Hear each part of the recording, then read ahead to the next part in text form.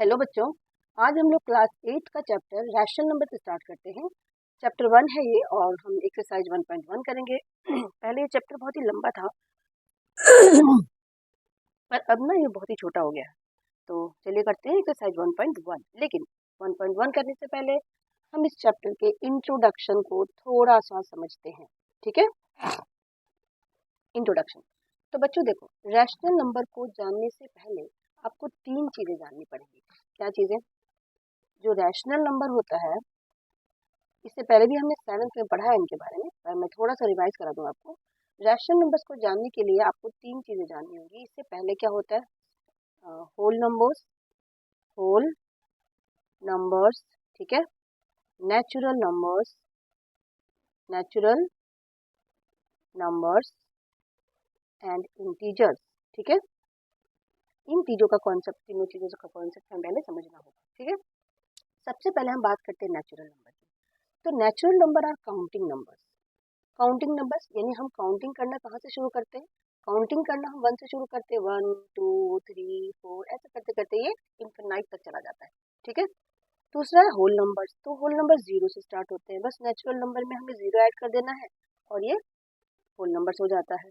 और integers, integers में क्या होते हैं बच्चों? ये सारे नेगेटिव नंबर, 0 और पॉजिटिव नंबर, ये सब इंटीजर होते हैं। जैसे हमने ये नंबर लाइन बनाया, ये हमारा नंबर लाइन है। नंबर लाइन में हमने स्टार्ट कर दिया 1 2 3 4 5, ऐसे ऐसे करके हमने इधर पॉजिटिव नंबर्स लिख दिए। तो ये सारे जो नंबर्स है 1 से लेके इनफिनाइट तक, ये सारे हमारे हैं नेचुरल नंबर। ठीक है, ये सारे हमारे हैं नेचुरल नंबर। अगर हम इसमें 0 इंक्लूड कर दें तो ये जो नंबर लाइन में 0 से लेके सारे नंबर्स हैं, ये हमारे होल नंबर्स, होल नंबर।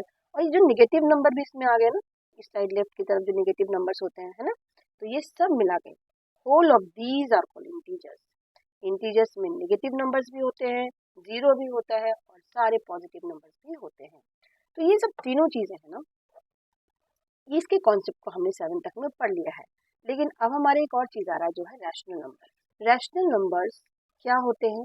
तो rational number is a number which is in the form of p by q, form of p by q, where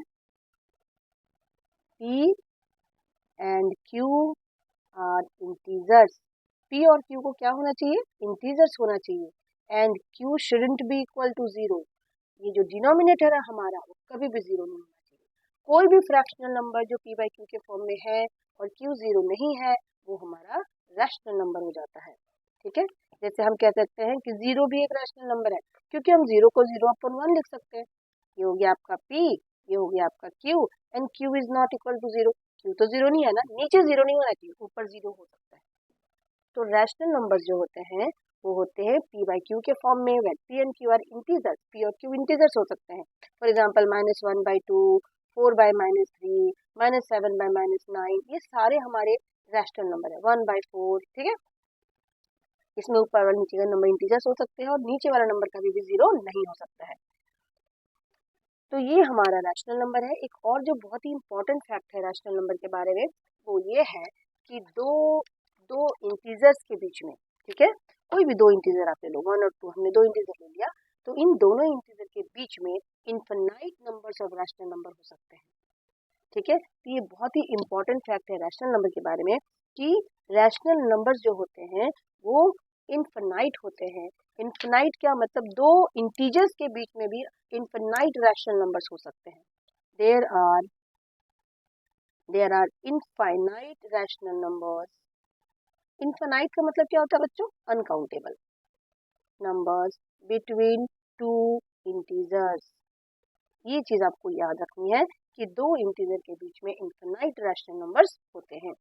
ठीक है, अब हम आते हैं थोड़ा सा रैशनल नंबर के प्रॉपर्टीज के बारे में कि रैशनल नंबर की क्या क्या प्रॉपर्टीज होती है। ठीक है, तो प्रॉपर्टीज ऑफ रैशनल नंबर में सबसे पहला प्रॉपर्टी जो हमारा है, प्रॉपर्टीज ऑफ रैशनल नंबर्स। ठीक है, सबसे पहला प्रॉपर्टी जो हमारा है वो ये है, जिसको हम कहते हैं क्लोजर प्रॉपर्टी। क्या कहते हैं बच्चों? Closure property. क्लोजर प्रॉपर्टी क्या होता है? क्लोजर प्रॉपर्टी, ठीक है, तो ये क्लोजर प्रॉपर्टी कहता है कि अगर आपके पास दो रैशनल नंबर है, if a and b are two rational numbers, then a plus b is also a rational number, ठीक है। यानी जब भी आपके पास दो रैशनल नंबर हो और आप उनको ऐड करें तो जो आंसर आएगा वो भी एक रैशनल नंबर होगा। तो क्लोजर प्रॉपर्टी फॉर एडिशन, ये क्या है, इसको हम कहते हैं closure property of for addition. इसी तरह से क्लोजर प्रॉपर्टी जो होता है वो सब्ट्रैक्शन के लिए भी होता है ना। क्लोजर प्रॉपर्टी फॉर सब्ट्रैक्शन, अगर आपके पास में दो रैशनल नंबर है और आपने दोनों को सब्ट्रैक्ट किया है तो जो आंसर होगा वो भी एक रैशनल नंबर होगा, ठीक है। If a and b are two rational numbers, then a minus b is also a rational number। आप कोई भी दो रैशनल नंबर ले लें, उनको आप सब्ट्रैक्ट करें तो जो आंसर आएगा वो भी एक रैशनल नंबर होगा। क्लोजर प्रॉपर्टी फॉर मल्टीप्लिकेशन भी होता है, ठीक है। क्लोजर प्रॉपर्टी फॉर मल्टीप्लिकेशन, इसमें क्या होता है बच्चों कि अगर आपके पास में a और b दो रैशनल नंबर है तो a इंटू बी भी रैशनल नंबर होगा, ठीक है। तो ये तीन क्लोजर प्रॉपर्टीज थे जो एडिशन के लिए, सब्ट्रैक्शन के लिए और मल्टीप्लिकेशन के लिए थे। डिवीजन में ये होल्ड नहीं करता है, ठीक है। उसके बाद दूसरा जो है वो है कम्यूटेटिविटी। कम्यूटेटिविटी मतलब कम्यूटेटिव लॉ। कम्यूटेटिव लॉ क्या होता है बच्चों? कम्यूटेटिव लॉ फॉर एडिशन होता है और एक कम्यूटेटिव लॉ फॉर मल्टीप्लिकेशन होता है। जो दो रैशनल नंबर्स होते हैं, ठीक है, कम्यूटेटिव लॉ दो होते हैं, एक होते हैं फॉर एडिशन और दूसरा होता है फॉर मल्टीप्लिकेशन। ये मैं थोड़ा सा आपको बता दूं क्या होता है। एडिशन का मतलब ये है कि अगर आपके पास a और b दो रैशनल नंबर है तो a प्लस बी जो होगा वो b प्लस a के इक्वल होगा। इसी को law of commutative law for addition बोलते हैं।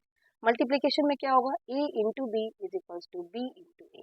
ये कम्यूटेटिव लॉ फॉर मल्टीप्लिकेशन होता है। डिवीजन में और सब्ट्रैक्शन में ये होल्ड नहीं करता है, ठीक है। तो कम्यूटेटिव प्रॉपर्टी जो होता है वो एडिशन में होल्ड करता है और मल्टीप्लिकेशन में। ये कहता है हमें कि दो रैशनल नंबर को आप जिस भी ऑर्डर में ऐड करो, a प्लस बी करो चाहे b प्लस a करो, answer will be same. Multiplication में भी अगर दो रैशनल नंबर को आप जैसे भी मल्टीप्लाई करो, a इंटू बी करो, b इंटू a करो, आंसर विल बी सेम, ठीक है। कम्यूटेटिविटी के बाद है एसोसिएटिविटी, यानी एसोसिएटिव लॉ। एसोसिएटिव लॉ ये भी दो होते हैं, एक होते हैं फॉर एडिशन और दूसरा होता है फॉर मल्टीप्लिकेशन। ये जो एडिशन के लिए होता है ये थ्री नंबर्स के लिए होता है। Same property for the three numbers, ठीक है, सेम प्रॉपर्टी। जैसे कम्यूटेटिव में हमने दो लिया था ना रैशनल नंबर, यहाँ पे हम तीन रैशनल नंबर लेंगे, a, b और c। ये तीन रैशनल नंबर है तो हम a plus B plus C is equal to a plus B plus C. इसी को हम एसोसिएटिव लॉ फॉर एडिशन कहते हैं, यानी तीन रैशनल नंबर को आप जैसे भी ऐड करो answer will be same.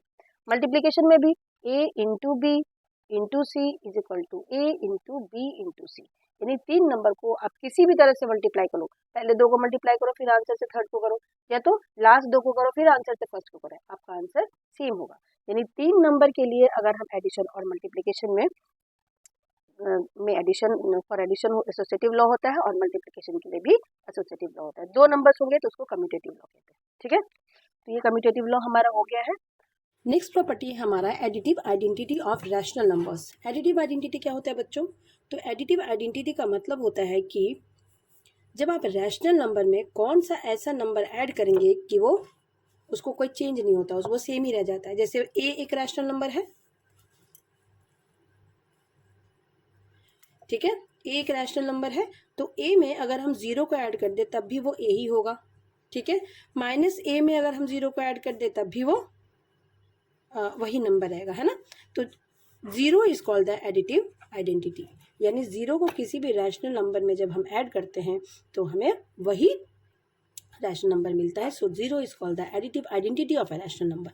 Next is multiplicative identity. Multiplicative identity. Multiplicative identity of rational number किसको बोलते हैं बच्चों? 1 को. किसी भी रैशनल नंबर में 2/3 एक रैशनल नंबर है, इसको आप 1 से मल्टीप्लाई कीजिए. ठीक है, तो आपको क्या मिलेगा? आपको सेम ही नंबर मिल जाएगा. ठीक है, -2/3 को आप 1 से ऐड कीजिए, मल्टीप्लाई कीजिए, आपको सेम ही नंबर मिल जाएगा. ठीक है, तो मल्टीप्लिकेटिव आइडेंटिटी का मतलब होता है कि 1 से किसी भी रैशनल नंबर को जब आप मल्टीप्लाई करते हो तो you get the same rational number. That is called multiplicative identity. So multiplicative identity of rational number is 1. ये आपको याद रखना है. ठीक है, अब नेक्स्ट चीज जो हमारा है वो है डिस्ट्रीब्यूटिव प्रॉपर्टी. एक और प्रॉपर्टी है जिसको हम कहते हैं डिस्ट्रीब्यूटिव प्रॉपर्टी. डिस्ट्रीब्यूटिव प्रॉपर्टी में 2 पार्ट्स होते हैं. एक होता है डिस्ट्रीब्यूटिव प्रॉपर्टी ओवर एडिशन, और दूसरा होता है डिस्ट्रीब्यूटिव प्रॉपर्टी ओवर मल्टीप्लिकेशन. अब दोनों को हम थोड़ा समझ लेते हैं. ओवर एडिशन ये कहता है कि अगर ए बी और सी से मल्टीप्लाई हो रहा है, अगर b प्लस सी ब्रैकेट के अंदर है और a को आप उससे मल्टीप्लाई कर रहे हैं तो a into B plus a into C. इसको हम क्या लिखेंगे? a into B plus a into C. ये है डिस्ट्रीब्यूटिव प्रॉपर्टी ओवर एडिशन. ठीक है, दूसरा है डिस्ट्रीब्यूटिव प्रॉपर्टी ओवर सब्ट्रैक्शन है. ये एक एडिशन है और एक सब्ट्रैक्शन है. b minus C. ठीक है, तो ये हो जाएगा a into B minus a into C. इसको हम कहते हैं distributive property of multiplication over subtraction. इसको हम कहते हैं distributive property of multiplication. Distributive property of multiplication over addition, distributive property of multiplication over subtraction. तो एडिशन में क्या होता है बच्चों? यहाँ पे प्लस साइन होगा ब्रैकेट के अंदर और यहाँ पे माइनस साइन होगा. तो ये 2 हमारे डिस्ट्रीब्यूटिव प्रॉपर्टी के लॉज कह लो आप या प्रॉपर्टीज कह लो आप. ठीक है, तो इस चैप्टर में ना हमें बस इतना ही पढ़ना है, इससे ज़्यादा हमें कुछ नहीं पढ़ना है. ठीक है, इससे ज़्यादा हमें कुछ नहीं पढ़ना है. एक और चीज़ जो हमें रह गई है वो है मल्टीप्लिकेटिव इन्वर्स. उसको हम क्या कहते हैं बच्चों? Multiplicative inverse. ये भी आप समझ लें कि क्या होता है मल्टीप्लिकेटिव इन्वर्स. ठीक है, multiplicative inverse of rational number. Inverse of rational number. तो मल्टीप्लिकेटिव इन्वर्स क्या होता है बच्चों? मल्टीप्लिकेटिव इन्वर्स होता है जैसे आपके पास कोई रैशनल नंबर है और वो रैशनल नंबर है 2/3, तो इसका मल्टीप्लिकेटिव इन्वर्स हो जाएगा 3/2. मतलब आप बस a बाय बी को b बाय ए कर दें. ठीक है, इसको हम क्या कहते हैं? Multiplicative inverse. ठीक है, अगर -a/b है तो आप इसको -b/a लिख दें. ठीक है, this is called multiplicative inverse of rational number. Multiplicative inverse of rational number. तो आप याद रखिएगा मल्टीप्लिकेटिव इन्वर्स आपको कोई भी नंबर का पूछेगा तो आप उसको रिवर्स कर दोगे. रिवर्स मतलब आप उसको उलट दोगे, उसके न्यूमरेटर को डिनोमिनेटर बना देना, डिनोमिनेटर को न्यूमरेटर बना देना. तो ये हो गया आपका मल्टीप्लिकेटिव इन्वर्स. ये जो चैप्टर है हमारा 1, उसमें एक ही एक्सरसाइज है 1.1, लेकिन इसके जो एग्जाम्पल्स हैं वो बहुत ही ज़्यादा इंपॉर्टेंट है और वो एग्जाम्पल्स आप ज़रूर बना लेना. एग्जाम्पल्स को बिल्कुल भी नहीं छोड़ना है हमें. ठीक है, आते हैं हम इसके एक्सरसाइज 1.1 पे. लेकिन एक्सरसाइज 1.1 पे आने से पहले जो इसका सबसे इम्पॉर्टेंट एग्जाम्पल है वो है एग्जाम्पल 3 जो मैं आपको बताऊंगी. ठीक है, एग्जाम्पल 3 कहता है 2/5 इंटू -3/7 -1/14 -3/7 इंटू 3/5. इसको आपको सॉल्व करना है. ठीक है, तो कैसे करोगे जरा ध्यान से देखो. हम इसमें डिस्ट्रीब्यूटिव प्रॉपर्टी लगाने की कोशिश करते हैं. तो ये देखिए यहाँ पे -3/7 यहाँ पे भी है और -3/7 यहाँ पे भी है ना, यानी इन दोनों के प्रोडक्ट में भी है और इन दोनों के प्रोडक्ट में भी है. तो हम इन दोनों को पहले लिखेंगे. क्या लिखेंगे? पहले हम इसको कैसे लिखेंगे? इसको लिखेंगे 2/5 इंटू -3/7 और फिर ये वाला. ठीक है, -3/7 इंटू 3/5 और ये जो 1/14 है इसको हम थोड़ा साइड में कर देंगे. कर दिया. अब इसको आप ध्यान से देखिए, इसमें -3/7 यहाँ पे भी है और -3/7 यहाँ पे भी है ना. ठीक है, थोड़ा सा हम इसको पहले अच्छे से लिख देते हैं.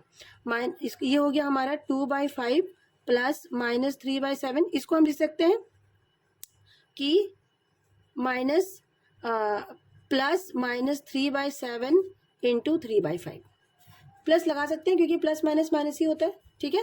और यहाँ पे हम 1/14 कर देते हैं। अब इन दोनों में से हम -3/7 को बाहर निकालते हैं। किसको? -3/7 को। तो यहाँ पे क्या बचेगा? 2/5 बच गया। और इसमें से -3/7 निकल गया तो क्या बच गया? 3/5 बच गया। और यहाँ पे प्लस साइन हमने क्यों लगाया है? प्लस साइन इसलिए लगाया है क्योंकि ये हमारा बाहर आ गया है और ये भी हमारा बाहर आ गया, तो बचा हमारा प्लस साइन, ठीक है। तो ये हो गया -1/14। हमने पढ़ा है डिस्ट्रीब्यूटिव लॉ कौन सा? एडिशन वाला, कि a into B plus C. इसको हम क्या लिख सकते हैं? a into B plus a into C लिख सकते हैं। ये इसी फॉर्म में है, आप चेक कर लें। अब हम पहले ब्रैकेट का काम करेंगे। तो -3/7 ब्रैकेट के अंदर देखिए दोनों का एलसीएम सेम हो जाएगा 5, तो ये हो जाएगा 2 + 3 और ये -1/14। ये हो गया -3/7, 2 + 3 5, 5/5, 5/5 -1/14, 5/5 कट के 1 हो गया, ठीक है। तो हमारा क्या बचा यहाँ पे? हमारा बचा -3/7 -1/14। अब 7 और 14 का एलसीएम क्या हो जाएगा बच्चों? 7 और 14 का एलसीएम हो जाएगा हमारा 14। 7 और 14 का एलसीएम क्या हो जाएगा? 14, ठीक है। एलसीएम ले लेते हैं। इसके नीचे 14 बनाने के लिए 2 से ऊपर नीचे में मल्टीप्लाई करना पड़ेगा, तो ये हो जाएगा -6 -1, यानी -7/14। अब ये कटेगा 7 से, 7 1 जा 7 2 जा, तो ये हो गया आपका -1/2।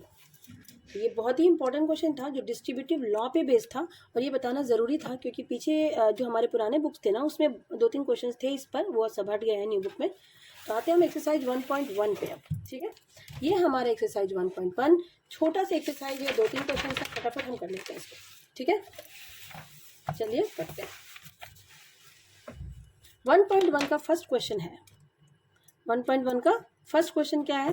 यहाँ name the property under multiplication used in each of the following. आपको प्रॉपर्टीज के नाम बताने हैं कि कौन कौन सा प्रॉपर्टी यहाँ पे यूज हो रहा है, ठीक है। फर्स्ट आपका देखिए क्या क्वेश्चन में है। फर्स्ट प्रॉपर्टी का बस नाम लिखना है आपको, ठीक है।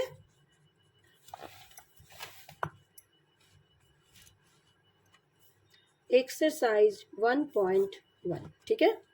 फर्स्ट में है आपका -4/5 इंटू 1, 1 इंटू -4/5 इजल टू -4/5। तो आप देख रहे हैं 1 को आप किसी भी नंबर से मल्टीप्लाई करें तो आपको सेम नंबर मिलता है। तो यहाँ पे कौन सा प्रॉपर्टी यूज हो रहा है? यहाँ पे प्रॉपर्टी यूज हो रहा है 1 is the multiplicative identity. 1 is the multiplicative identity, ये प्रॉपर्टी यहाँ पे यूज हो रहा है, ठीक है। चलिए सेकेंड क्वेश्चन पे आते हैं। ये है -13/17 इंटू -2/7 इजल टू -2/7 इंटू -13/17। तो देखिए ध्यान से, ये हमारा a इंटू बी है और ये हमारा b इंटू ए है ना, और मल्टीप्लाई है, 2 डिजिट है। आपको मैंने बताया है कि अगर 2 डिजिट में मल्टीप्लाई होता है तो a into B is equal to b into A होता है। इसको कम्यूटेटिव प्रॉपर्टी फॉर मल्टीप्लीकेशन कहते हैं। कौन सा प्रॉपर्टी? Commutative property. अगर 2 नंबर को आप किसी भी ऑर्डर में मल्टीप्लाई कीजिए तो आपका आंसर सेम आएगा, ठीक है। Commutative property under multiplication, under multiplication, ठीक है।